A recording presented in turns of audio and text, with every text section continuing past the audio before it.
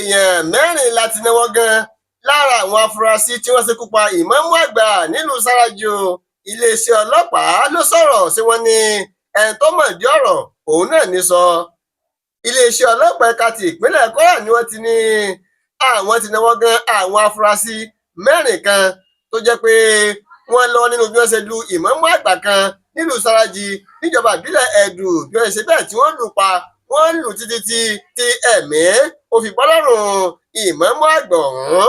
Gẹ́gẹ́ bí iléeṣẹ́ ọlọ́pàá ṣe wí, wọ́n ní lọ́jọ́ 4 oṣù kọkànlá ọdún 2025 tá a wà yìí ní nǹkan bíi aago 9 àbọ̀ alẹ́ òun ni ọ̀dọ́mọdékùnrin kan orúkọ rẹ̀ ń jẹ́ Ibrahim Gana ló ṣe bẹ́ẹ̀ tó jẹ́ Ọlọ́run nípè o, ṣùgbọ́n lẹ́yìn tí ó jẹ́ Ọlọ́run nípè tán ni àwọn ẹ̀gbọ́n ọ̀dọ́mọdékùnrin yìí Muhammad Saba àti Mahmudu Gana ni wọ́n bá ṣe bẹ́ẹ̀ ni wọ́n bá ní ìmáàmù àgbà yìí òun ló lọ́wọ́ nínú bó ṣe pa àbúrò àwọn torí pé àbúrò àwọn ọmọ rí lójú àlá.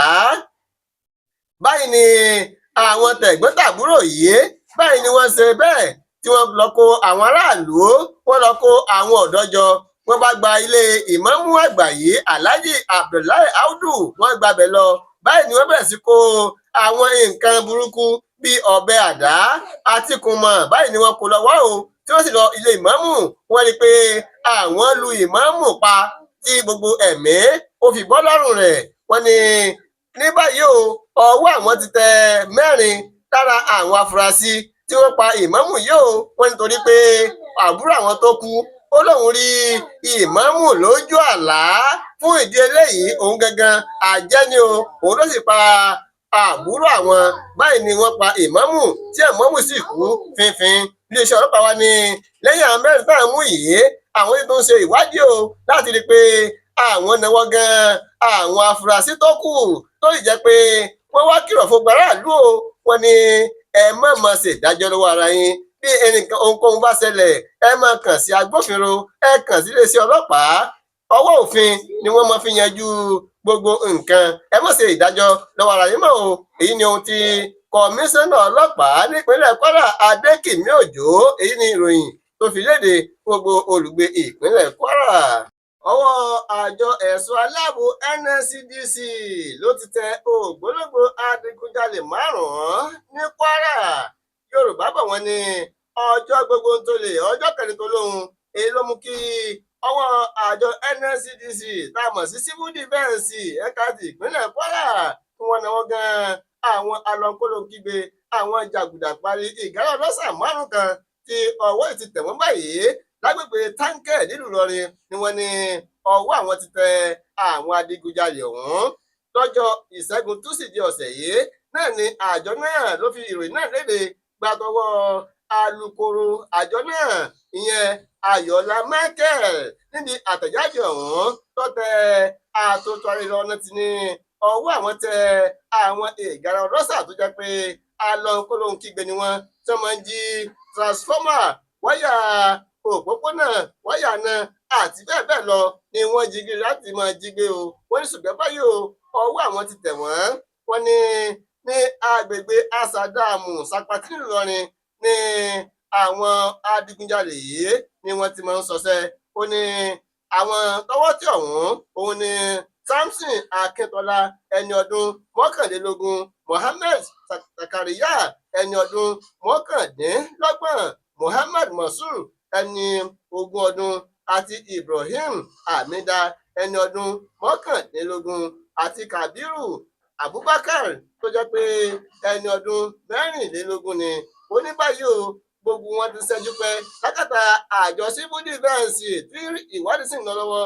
Ó ní kéde táwọn bá ti parí ìwádìí àwọn fi ojú àwọn afurasí ọ̀hún táwọn fi balẹ̀ ẹjọ́.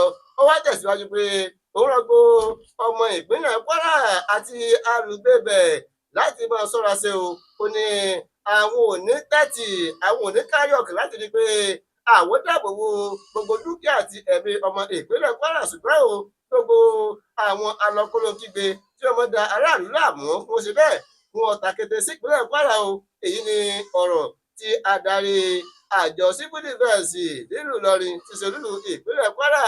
Èyí ni ihun tó sọ fún aráàlú. Ó tún ti fẹ́ ṣẹlẹ̀ lọ́dún 2025 yìí o, èyí tó mú kí Ifátókí Àràbà USA mọ́ gbogbo ènìyàn jákèjádò àgbáyé síbi àwọn orí adé ọrùn èjìgbàlẹ̀kẹ̀ àwọn olórí láàfin síbi ayẹyẹ ọdún Ifá ọdún 2025 tá a wà yìí, lẹ́yìn tí ó wáyé láti ọjọ́ kẹrìndínlọ́gbọ̀n, ọjọ́ kẹtàdínlọ́gbọ̀n, ọjọ́ kẹẹ̀ẹ́dọ́gbọ̀n àti ọjọ́ kọkàndínlọ́gbọ̀n ọdún 2025 tá a wà yìí, èyí tí ó wáyé ní Almaroof Event Center tó wà lágbègbè Ìṣẹ́rí Ọ̀ṣun, ìpínlẹ̀ Èkó. gbogbo wa ṣẹlẹ̀ o, gbogbo náà ọ̀dọ̀ ṣẹlẹ̀. Ayẹ̀ fáìtì gbogbo Nàìjíríà kan wáta kọ́ wá síbi ọdún Ifátókí of Lagos State. So ìjọ ṣẹlẹ̀ pọ̀, àwọn oníṣẹ̀ṣe wọn ṣeré. Adẹ̀ olórin wa dẹ̀ ní láti Amẹ́ríkà ní kékeré Àwórì, ó náà máa ṣáta Amẹ́ríkà, ó náà máa tó dé, ó náà máa ṣeré fún wa. Ọjọ́ náà 29 on the 29 December 28 29 December la máa ṣe ọdún fáwọn ní Almaroof ní Ìṣẹ́rí Ọ̀ṣun lábẹ́ bàbá wa kábíyèsí àmọ́ Sámúsìdí ọba ẹlẹ́ẹ̀tọ́ Ìṣẹ́rí. 25,000 naira 25k òun náà ni màtẹ́ríà fún àwọn ọkùnrin. Olórin ọjọ́ náà ni Alhaji Mutiu Ìṣọ̀lá kékeré Àwórì tó wà nílùú Amẹ́ríkà. Òun ni ọmọ sọ wásílù tí ọmọ fún wa lórin tí ọmọ fi orin dáradára lọ́jọ́ náà. Ẹni tó bá fẹ́ ra aṣọ ẹgbẹ́jọdá ẹ mọ̀ pé olórí 1 tó wà ní Ìdìmú Ìyá Fáṣọlá ẹ mọ̀ pé sórí 08034663484 tàbí ká ẹ mọ̀ pé olórí 2 Yèyé Ọ̀ṣun tó wà ní Láńre ẹ mọ̀ pé wọ́n sórí 09124315930. Ní ọdún Ifátókí Àràbà tọdún yìí ẹ jẹun àjẹyó ẹ tún dìde gbogbo yín la pè káàmárẹ. Ọpẹ́ o, iléeṣẹ́ ọlọ́pàá ti dóòlà ẹ̀mí èèyàn 3 kúrò lákàtà àwọn ajínigbé ní Kwara.